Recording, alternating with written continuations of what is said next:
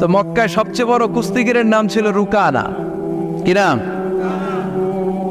সাহাবারা বিশ্বনবীকে কখনো রুকানার কাছে যেতে দিত না। সাহাবারা ভাবতো বিশ্বনবী যদি রুকানার দরবারে যায় আর রুকানা যদি বক্সিং মেরে বসে, তাহলে বিশ্বনবীর মানিজ্যত নিয়ে টানাটানি। কিন্তু বিশ্বনবী তো শুধু সিলেক্টেড কিছু পার্সোনালিটিদের জন্য নবী হয়ে আসেননি। ওমা আরসালনাকা ইল্লা রাহমাতাল লিল আলামিন, I have sent you as a mercy for the whole world, for the entire universe. ও নবী, আমি আপনাকে গোটা বিশ্বের জন্য রহমত আর বরকত করে পাঠিয়েছি।